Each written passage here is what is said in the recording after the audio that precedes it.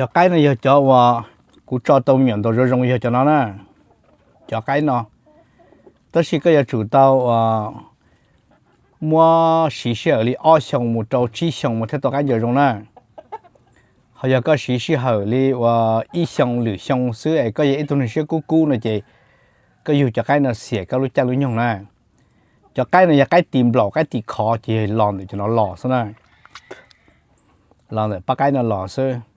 cho nên cho chừng lưu mi cả hụa cái ế xèo này chỉ cho nó xí na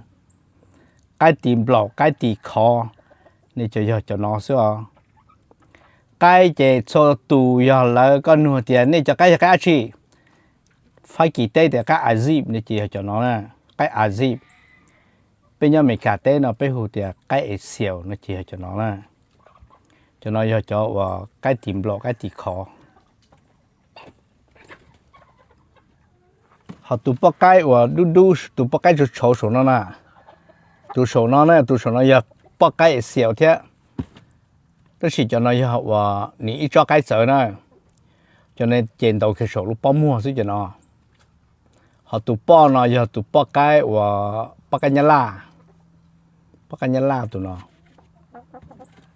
tụ số nó tụ xèo bắp cái tì khó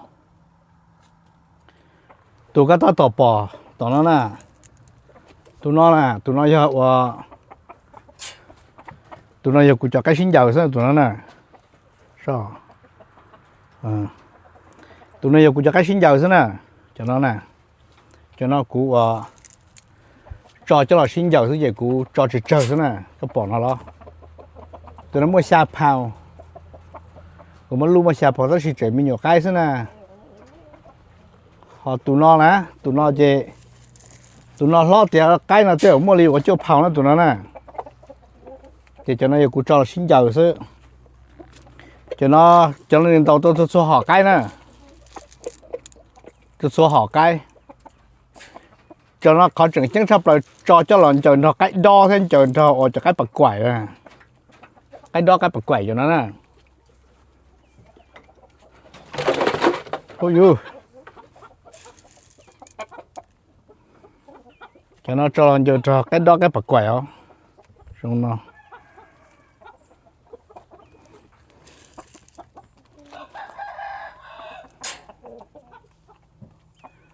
lâu liệt thì tiền rồi liệt thì tiền rồi